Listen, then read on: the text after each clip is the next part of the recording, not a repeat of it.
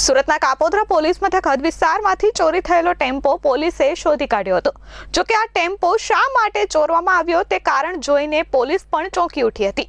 પોતાના જ સાળાની હત્યા કરવા માટે આ ટેમ્પો ચોરી કર્યા હોવાની આરોપીઓએ કબૂલાત કરી હતી। સુરતના કાપોદ્રા વિસ્તારમાંથી એક ટેમ્પોની ચોરી થઈ હતી।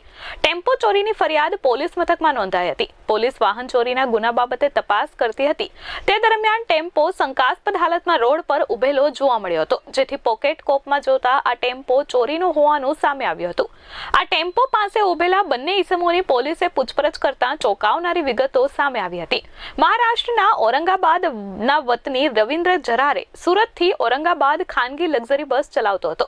રવિન્દ્રને તેમના વતન તેમની પત્ની સાથે ઝઘડો થયો હતો। જોકે પતિ પત્ની વચ્ચે ચાલતા ઝઘડામાં સમાધાનની વાત ચાલતી હતી।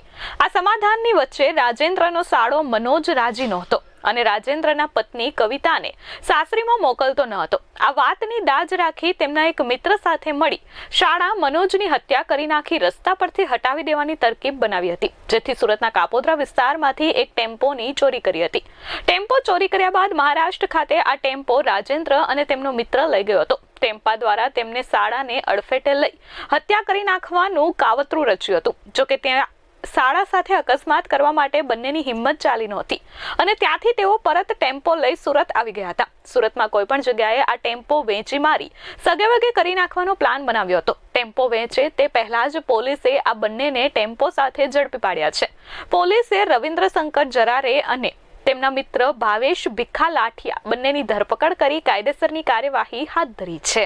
ગઈ તારીખ 17/6/2024ના રોજ અત્રેના કાપોદ્રા પોલીસ સ્ટેશન વિસ્તારમાંથી એક અશોક લેલન્ડ કંપનીના ટેમ્પાની ચોરી થયેલાની ફરિયાદ હકીકત કાપોદ્રા પોલીસ સ્ટેશન ખાતે આવતા કાપોદ્રા પોલીસ સ્ટેશન દ્વારા ગુનો રજીસ્ટર કરી આગળની તપાસ તજવીજ હાથ ધરવામાં આવેલ અને આ ગુનાના કામે પોલીસ ઇન્સ્પેક્ટર શ્રી MB અવસુરા તથા સર્વેલન્સ પોલીસ સ્ટાફના PSI શ્રી પંડ્યા તથા ASI પંકજભાઈ અને પોકો ગેલાભાઈ નાઓએ પોતાના બાતમી સોર્સથી અને હકીકતના આધારે આ ગુનો ડિટેક્ટ કરેલ છે અને આ ગુનાના કામે મુખ્ય આરોપી રવિન્દ્ર શંકર જરારે મૂળ રહે હાદી તાલુકો સિલ્લોડ જિલ્લે ઔરંગાબાદ તથા ભાવેશભાઈ ભીખાભાઈ લાઠિયા રહેવાસી B62 સરગમ સોસાયટી પૂણા મૂળ રહેવાસી પીપરિયા તાલુકો લાઠી જિલ્લે અમરેલી નાઓની ધોરણસર અટકાયત કરેલ છે।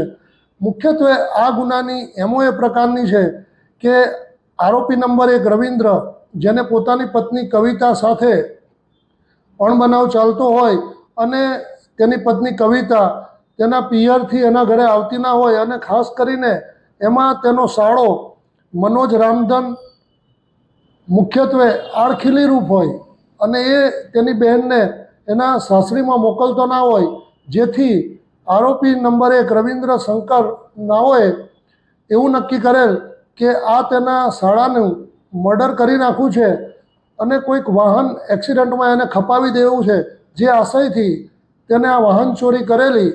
આમ બંને આરોપીઓ સુરતથી ઔરંગાબાદના લક્ઝરી બસ ઉપર એકબીજાની સામસામેની શિફ્ટમાં ડ્રાઈવર તરીકે ફરજ બજાવતા હોય અને 3 વર્ષ સાથે એ લોકોએ ફરજ બજાવેલ હોય, એકબીજાને સારી રીતના ઓળખતા હતા। આમ કાપોદ્રા પોલીસ સ્ટેશન દ્વારા ચોરીનો ગુનો તો ડિટેક્ટ કરવામાં આવેલ છે, પરંતુ ગુનાની MO જોતા મુખ્ય આરોપી રવિન્દ્ર શંકર જરારે જે પોતાના જ શાળાનું મર્ડર કરવાના હેતુસર આ વાહન ચોરેલ હોય એવું હાલની તપાસ ઉપરથી જણાઈ આવેલ છે। Bureau report S24 news Surat.